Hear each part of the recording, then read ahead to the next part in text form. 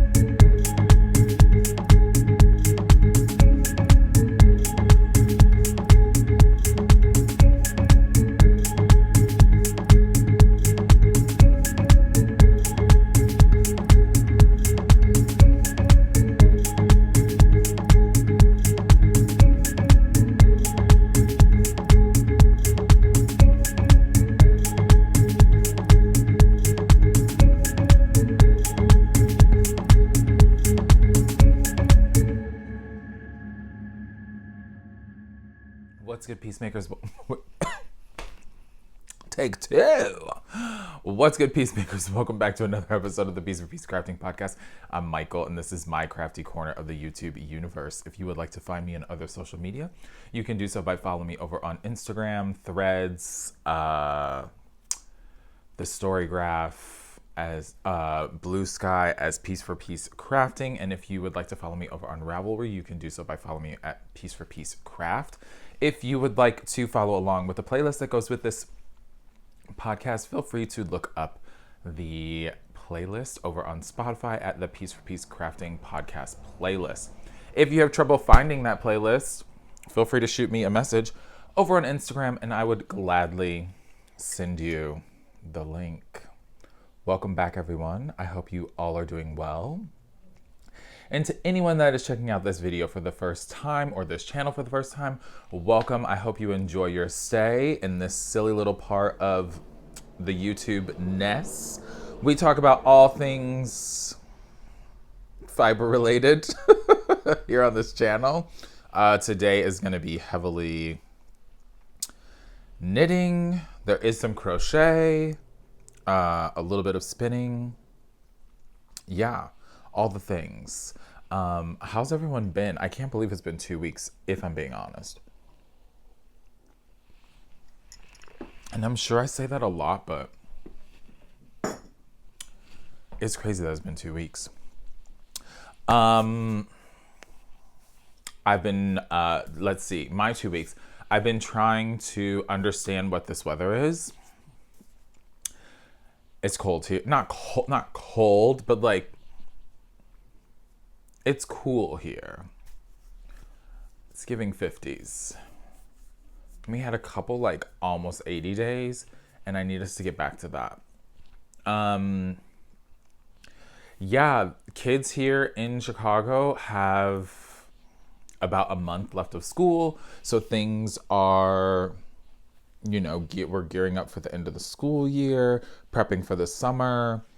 Honestly, I can't wait for the summer to get here. There was one nice day and I took, I should go and get that. I'm going to go and get that. Hold the phone 1 second. I completely forgot that I purchased something and, I should probably show that off here. Anywho, things have been thinging and that's all good. Okay, so let's get into the making. That's why all of us are here, right? So I have 3 FOs, one of which I have with me still, 2 of which I gave away, but I thought ahead and I took some video of that, and so I'll insert that in a second, just so you all can see the fun little things that I made. One of them was something that I chatted about in the previous episode, and I wasn't able to show quite yet, but in this episode I am able to share that with you all. And then I have 1, 2, 3 things that I am currently working on. A little book chat and yeah, one little acquisition-y thingy. All right, so let's get into it. The first thing that the only thing that I have here that I finished is living in my Chicago Beautiful Sister bag is I finished, and honestly, I just finished them like yesterday, and so the ends are not woven in yet, but I finished a pair of scrappy socks. So these are, I'm gonna put it on my hand, that will suffice. These are just a pair of scrappy socks that I'd made using some leftover woolens and nosh for the bulk of the foot. The brown is some, I don't know, yarn that I had just like in stash. I don't even remember what the label is. And then I ran out of the brown and I decided just to grab some Gnome Depot. I had a little bit left from another pair of socks. And so I just finished the toe on those. These had been sitting on, these look so funny, but whatever, they're scrappy, so it's okay. These had been sitting on the needles for a while. And while I was working on the test knit, making something that I'm gonna show in a second, I'd been listening to some things while I was commuting and getting those things done. And so really been enjoying that again, like listening to audiobooks while I'm traveling, commuting for work. And so I'd thrown these in my bag because I figure I hadn't made a pair of socks in a while and it's the perfect thing just for having in my backpack while I'm going around the city. So I brought these along and was able to finally finish them. All of my socks are knit on a US 1 toe up, starting with not German twisted, starting with a Turkish cast on. I believe I cast on, it's been a minute, and I'd cast on, which I'm going to show you in a little bit. I cast on another pair of socks and I actually forgot how many I start with, but I think I start with 14 stitches. And I increase to 68, and then I knit the foot for 3/4 of an inch, and then I put my markers for where I want my heel to be. And then for these, because they're shorties, I just did 10 rows and didn't do any sort of ribbing. I like that little rolled edge. It's perfect for the way that I would like to wear my socks and my sneakers. Well, sometimes I like to wear my socks and my sneakers. I don't mind a long sock in like shorts and sneakers. I think that's cute. Yeah, so that's that. Really fun. Glad these are done. And it actually like sparked me wanting to have a pair of socks like while I was traveling. So yeah, I'd already had another pair caked up. And they'd just been sitting like on my coffee table. And so one day the day that I finished those, I made sure to throw the other ones in my backpack so that I could have something to work on while I've been commuting. All right, the next two things that I have to show you are going to be past me talking about them. So let's Wayne's whirl it, and I'll let past me talk about those, and then we'll reconvene in a minute. All right, y'all, past Michael here, and I'm just wanting to share a couple of the finished objects that I had to gift before recording this episode. So the first thing that I'm going to show for you all is we at work we're doing a craft exchange, and so it's like anyone who does some sort of craft, if you want to participate, you can participate. You get it's like a Secret Santa basically, and all you have to do is craft something, get something for the person that you received. So both of these things I'm going to be giving to my person, but the first thing that I wanted to show you all, one of the things that they put in there, I feel like this camera is crooked, one of the things that they put in their like sheets, like info sheet that then was given to us, was that they played Dungeons and Dragons, or that was like one of their interests. And so I went on to Ravelry and I found this pattern, and the designer's name is escaping me. Is it Maybe it's Rachi Nguyen, Rashi Nguyen. Everything's going to be linked below. Anyway, but I found this dice bag, and this is called the Mother of Dragons dice bag. It's supposed to look like a dinosaur. Or no, not a dinosaur. It's supposed to look like a dragon's egg. And it has little ties. I didn't tie it all the way for right now. If you were to, put a thing in it, put a little knot in it, it could be an ornament for your tree. This bag was crocheted. Here, I can even open it up. So if you undo the thing, it opens up and becomes just this little bag. This was really cool. I just used some leftover wool that I had. It didn't have a tag on it. It was just below, like the lowest shelf of this thing behind me. It's just like bins, and I keep leftovers in there. And so this was some leftover wool. I don't remember what I'd made with it. And it was 52 grams left of a skein. And this pattern, I have 6. I have 6 of the dragon scale repeats, and in the pattern it calls for you to do 9. And so I cut it a little bit short because I was running out of yarn, but I literally had enough to do the 6 scales or the 6 rows of scales, and the this was new to me too, the single crochet foundation chain. I'd never done that before. Very fun technique. Really, like a really beautiful, well, I'm going to use that again because it looks incredible. Like, to start a project, get into it. What else can I say about this? It's worsted, maybe a DK weight. I didn't have the tag, so it was hard to tell, and I didn't do a wraps per inch, but I did use a H. No, I went down one. No, I did an H, I think. G or an H. I'll put the details below. Honestly, you guys, I did this literally in a day. I can't remember. So I'm really excited to give them this little dice bag. I'm obsessed with it. I honestly think that the 6 scales is plenty big. I mean, I don't know how many dice you have in D&D, but I would imagine that this is big enough. If you made it bigger, you could probably put more stuff in it. And then the second thing that I have to share with you all was something that I talked about in the previous episode, but couldn't share. And that is, because now the pattern is released, that is the Cashmere Crown by Denise Byron of Byron Handmade. And so this is my tested version. So this is another half skein project. I used beehive yarns in the colorway Raven Red. And this is the MCN base, the dusty base. So it's an MCN merino cashmere nylon.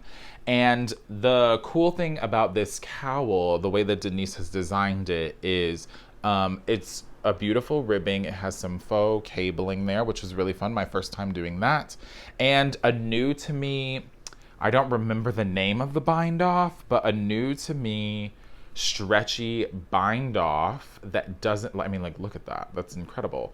But it doesn't flare. It just sits where it's supposed to. It's so nice. So the cool thing about this is it can be worn as a cowl, but maybe I'll do this. Pop in some photos of Denise wearing it here. She has locks, and so she has styled it, and so if you are a person with hair, I am not, you can wear your hair up and wear it as a crown, just to, keep your ears warm, keep your hair up. Whatever, you go outside, you can pull it down, and then it becomes a cowl. When I took my tester photos for it, I did it in thirds, and I just wore it as a headband. I think that's also another really dope way to wear it. I'm walking the dog in the morning. It's cold here in the morning, like 40, 50 degrees still. So like I can, I wore it once since I'm giving it away. I wore it once out to walk the dog, and it was great. Just like something to keep my ears warm. Yeah, so those are two of my FOs, the Cashmere Crown by Denise Byron and the Mother of Dragons dice pouch by someone that's linked down below. Sweet, I'll pass you back to current Michael. All right, peace. All right, so let's talk about some things that I've been working on. And since I was talking about, let's talk about some spinning first. Last time I told you all that I was slowly going through and working on some fiber that I'd gotten from where's my little tag? Apothecary. Oh, and there goes some yarn. Womp womp. Apothecary Fabrications. And this is a Rambouillet. And it's 4 ounces, 21 micron milled top, US grown Rambouillet. And I picked this up, excuse me, this year at YarnCon. And so I had I still have them. 2 braids that I'd split up. I was a little bit diligent and weighed them out to get them as even as possible. I spun up one, actually it's sitting right here. I spun up this bobbin, which I showed you all last time, which is about 2.8 ounces. All of them are about 2.8 ounces. And then I had this fiber that was next. So I'm pretty sure that one I spun straight, I want to say. Honestly, I don't remember how I split them up. But this is how this is spinning up so far. I left a little puffy end there so that it's easier for me to pick this back up. But, excuse me, as you can see, it's some really beautiful like chocolatey browns and coppers and some dark gray and some light gray. So this has been a joy to spin up. So I have the rest of this portion of it because it's not technically half of it. And then I have my last bobbin will be a combo of the like blues and pinks, burgundies and browns with the brown and gray. So those will sort of alternate 1 and 1 and 1 and 1 with each other. And I'm really enjoying it. I'm going for a sporty DK, but also I'm just kind of just spinning it, and then whatever it ends up being, and like I'm okay with that. Yeah, because this doesn't really have a specific project in mind. I'm just spinning for the hobby of spinning. All right, so I was talking about some socks earlier, and do I still have the tag in here? Sometimes I put it in the bottom of my bag, sometimes I don't. Sometimes I run, and sometimes I hide. Sometimes I'm scared of you. But all I really want is to hold you tight. Okay, so I've talked about this many moons ago, but this is some woolens and nosh that I picked up a while ago, and this is in her Targhee fingering base. So it's 90-10 superwash Targhee and nylon, 411 yards for 100 grams. And this is in the colorway Sushi Roll, which I love this color when I saw it, and I don't remember what festival it was, but I picked some up. So this is what it looks like caked up. Yeah, all the colors are supposed to resemble a sushi roll, which I thought was very cute. I think you can get this with a mini. Mine was just it didn't come with the mini. So I just started these literally the other day. So all I have so far is just the toe done. And here's how those are knitting up so far. So I started with a little bit of the black. I wanted some of the like seaweed to be on the end. And it just worked out that the black was going to be the tip of the toes. And then we get into the rice, and now we're into sort of the reds and pinks that, I mean, could be a lot of things. Could be crab, could be salmon. Yeah, again, US ones, Turkish cast on, 14 stitches, went up to 68. That's 14 on each needle.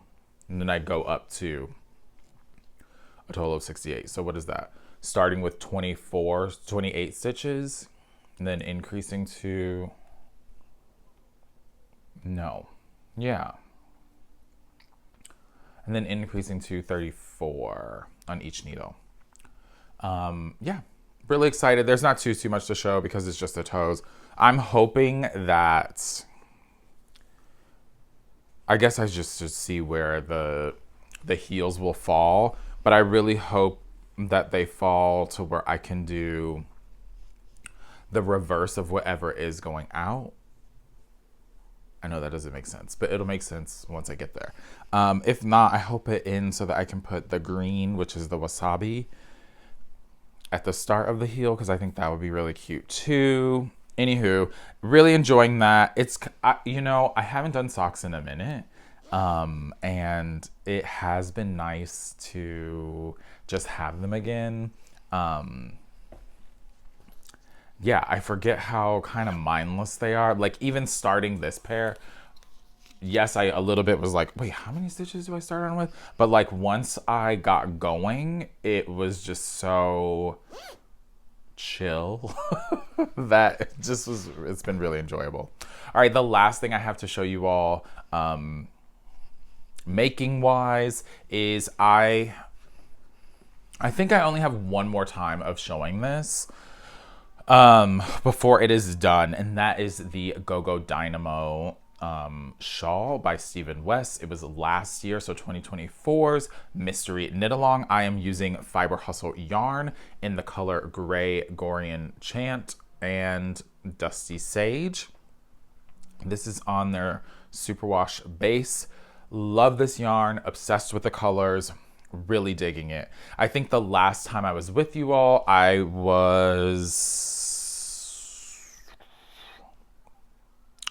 think I just finished like where the pattern for the like border, the end border, like the optional end border was.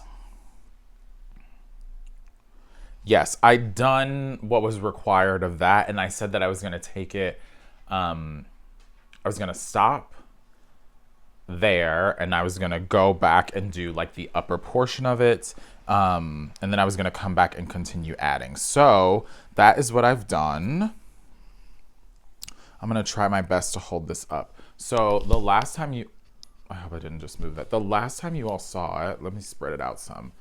The border, I think it's only supposed to have 3 green, and now I have 4. So I've added another repeat, and I've been weighing my yarn, which I a little bit should have been writing it down. I don't know why I thought I would remember, because in the pattern it says it takes about 10 grams per color here to make these little stripes, and for this wavy border, it's got some eyelet rows, you can see them in there, and I think I might be using a pinch more. So I've weighed them. I have 20 grams left of the gray and 34 grams left of the sage color. I know of the sage, I need at least 12. I would like to have 14 just to do the I-cord border, since I am making it bigger. So it will be a few stitches larger than what the actual pattern calls for. So if it is a little bit more than 10 grams, I have just one more sage and one more gray stripe to do here, and then I will start the bind off. If when I go back and I weigh the yarn again and I am a little bit under for some reason and not over, then I have 2 more gray stripes and 2 more sage stripes that I could do. I think personally it's just one because I do think I'm using a little bit more than the 10 grams right now. So this will be a little bit larger than originally intended, but I'm totally fine with that. I'd rather have less yarn that's gonna sit in my stash than than like a bunch that will just sit there and then I just hope something will come of it later. Anywho, so I've done that. I've gone back and I picked up that. And then as for the top, I have completely finished. Oh my God, I love it so much. The top of it. And so as you can see, like in this brioche and for the triangles, those of you who have been here, you know this already. I did a color pop and I was using the Knit Picks Aloft in the colorway Kanae, one of the two. And so I decided that I was going to incorporate that here in the top as well. So for these little tiny baubles, this little striped section here, I have alternated doing, since it was in 3 sections, I decided for, the first section I would sandwich, so mohair, no mohair, mohair. And then the next one I would do no, yes, no. And then the last one I would do yes, no, yes. And so it gives it just a little playfulness to it. And then these, I guess it's true. The little triangles do look like squares, but up close, you can definitely see there's a garter triangle and then there is a slip stitch triangle. It's funny because far away it looks like that, but when I'm looking at it up close, I only see the triangle. So that's a fun little optical illusion. I really enjoyed doing this top section because you were decreasing as you were doing it. It obviously made it go by faster. I will say that these tiny baubles with the mohair is a no-go for me. I was annoyed because the way that you're doing them, this isn't really giving anything away, but the way that you're doing them, you're decreasing 3 stitches to make the little bauble. And if you're using the mohair, then you're decreasing 6 because, it's 2 per thing. So it did get a little precarious at times trying to make sure all of the strands were coming through, or I was getting into all of the strands, but I think the end result is really wonderful and ties in the rest of the shawl beautifully. So starting with a little bit of that mohair, going into this huge section with none, having a little bit in the brioche, having some in the triangles, and then ending off again with this, what is going to be this large wave section with none, I think is really beautiful. I'm pretty sure that by the next time I podcast, I will be wearing this and it will be done. I will say that there's a bunch of ends that I have to weave in, but this has been really lovely to just pick back up and start working on. The tiny baubles and the mosaic triangle section went by really fast because you were always doing something different each round. Honestly, the tiny baubles, even though the rows with the mohair were a little bit of a pain, they were actually quite enjoyable to knit as well. And now that I'm back to the border, it's just a lot of stockinette and reverse stockinette. So, and some increases. I mean, you only really have to do something for 1 row. And so it has become a little bit mindless as well, which is really lovely. Yeah, and that's that on that. That's kind of all I've really been working on, which is a lot, but isn't a lot. Yeah, almost the last thing that I want to share with you is I did pick up one thing. So 2 of the things that I showed you all, I was talking about doing a craft exchange at work, which ended up being a lot of fun. I left mine, what I got at work. I will, for the next episode, I'll bring in what my person made for me because it's really dope. But I wanted to leave it at work because it's partially a magnet. And I just wanted to keep it at my desk. So, for my person who I had to create something for, and you saw 2 of the things that I was giving away, I also got them a little thing of coffee, and I know that they like to sew, and so I'd gotten them some fabric from a local yarn shop that's near to me. It's like maybe a 10 to 15 minute bike ride from me, which is not very good. But while I was there, I don't have a brand name or anything. I decided that I needed to get myself something, obviously. And so I picked up this toweling for myself to make some fun tea towels. I just thought the print was so cute with the little chickens and roosters on it. This is just 100% toweling cotton. Yeah. All I really have to do is cut this in half and put 2 little seamed hems on it, and then I can start using these in the kitchen. But I thought this was so much fun. They had a bunch.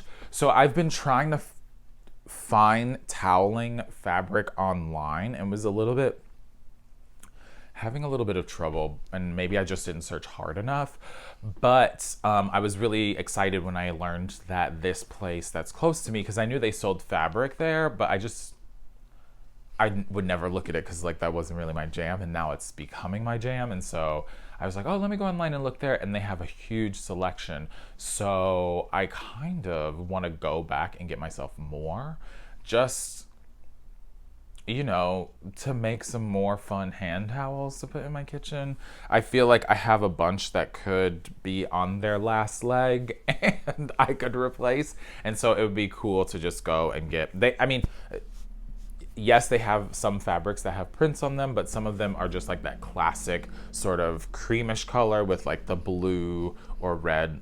I think they even had green lines on them. And so I'd be down to even get some of those. They look like the ones that you could get from IKEA, but they would be ones that I made. So that's really cool. The last thing that I will leave you all on is a little book chat really fast. I did finish The Adventures of Huckleberry Finn by Mark Twain. I listened to that on audiobook. I can put a little thing in here of the cover. All of us have heard of this book. I think I gave it a 3.5 on the Storygraph. For those that don't know, the Storygraph is like a book tracking app. It's giving you more graphs, a little bit more data. It's not connected. It's not connected to Jeff and his websites. I know a lot of people are attached to Goodreads, but if you're interested in the Storygraph, there is a way for you to dump all of your information over from Goodreads to the Storygraph. And honestly, I feel like Goodreads, they try to make it more of like a social media app, where the Storygraph is literally just you having the data for yourself, like as a reader of what you have read, what you like to read. It gives you recommendations. It's really dope. Literally, I can make a whole video just talking about the Storygraph. Anyway, I think I gave it a 3.5 star out of 5 over there. It was good. It was good. I personally liked the story more before the character of Tom Sawyer came back into the story. Mostly because I think Tom is chaotic in like not a fun way. It's in quite an annoying way. Like as soon as he was reintroduced, I was just like, ugh, I can't wait for this to be over. He's just like, it's just too chaotic for me. Like it, but not in like this is such fun chaos. So like, I will say that, time-wise and language-wise, I personally never got over the hard ER. It just was a lot for me, especially toward the end of it. It was like, oh my goodness, what is going on? Yeah, I don't know why that didn't sit well. not that it didn't sit well with me. I just was like, ugh, it just sounds weird coming through my ear holes. But whatever. Time period, racist people, it's a thing. All that to say, I'm glad that I read it. I'm actually really glad that I read it because now I'm super excited to read James, and I don't think that I'm going to get to that book soon, but I'm hoping that it will be one of the books that I can get to over the summer. Yeah, and I have the physical copy of that, so I'm really excited about that. I will say that I put On Earth We Are Briefly Gorgeous. I've just given that a little bit of a pause because I was reading it while I was traveling. That's by Ocean Voung. I was traveling, like commuting and reading that. And then I was doing my audiobooks because I was like making a lot of things on the train. So I do want to get back to that. And once I finished Huck Finn, I decided to do another short book, listening to it. And that one is called... Oh, wait, I know the title off the top of my head. It's called...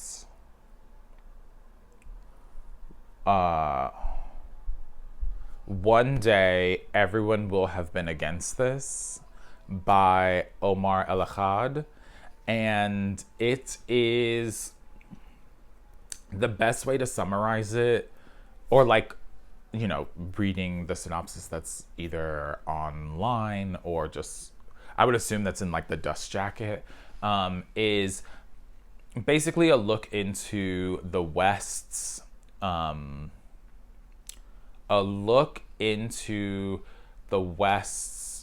hypocrisy when it comes to war and journalism. And again, I'm reading something that doesn't seem like the most uplifting, but I do feel like I'm probably 25% through that book already, and I will say that I want to own a physical copy of that book because there's a lot of lines. He is also narrating it, and there's a lot of things that are said in it that are very moving or thought-provoking, and I would love to just like be able to highlight them or underline them in some way so that I can come back to them, because there are a couple of times I found myself on the train and I'd be knitting or crocheting that little dragon egg, and I would just stop and go like, to myself, because it was very reflective and thought-provoking and made me think about things in a certain, just like in a different way, especially when it comes to being someone who has grown up within a Western cult, not Western like yeehaw, but like geographically Western ideas and Western culture. So to hear it from someone else's perspective, as I think he lived a bunch of places, he said, but I think his family is from Egypt, maybe. I have to look into it. So by the next time, hopefully I'll be done with listening to that. It's only like a 5.5 hour listen, so I'm pretty sure that I can get through the rest of that pretty quickly. But it is very interesting and very fascinating. One of the people that I follow on BookTube had recommended it, and so I added it to my list, and I just needed something, I wanted to read something short. And so that was one of the things when I, put in the little criteria filter into the story graph, and that was one of the books that popped up, and so I just thought that I would try and find that and listen to it. So I'm listening to that over on Spotify. Anywho, that's all I have for you all right now. I hope you all are enjoying. I mean, I think people are enjoying the book edition of the book chat on here, or at least that's what people have told me. I love hearing what other people are reading when you all post it down below, so that's really fun. Also, I know I don't say it in the beginning, but anything that I've talked about will be linked down below. If I don't link something, just like send me a message. Anywho, I hope that your next 2 weeks are seasonal allergy free, because I know some people are dealing with that. And I hope that you are finding joy in spring. If you're in the Northern Hemisphere, finding spring come to you. I know I am. I've really just been enjoying it so much. I will say that the next episode of the podcast that comes out, I will try to podcast over the weekend if I have a voice. I'm going to a music concert, and I know I'm going to be doing a lot of screaming. And so if I have a voice, I will be back. And if not, I will have some tea with honey and some throat lozenges, and I will try to pull myself together. So if it doesn't happen over the weekend, I can at least have a voice to be able to come and chat with you all on a Monday. So that's in 2 weeks' time. I'm sure everything will be fine. Yeah, I'm excited for the show. With that, I hope you all have a lovely 2 weeks, and I will see you very soon. And until then, make a peace, spread some peace. Peace.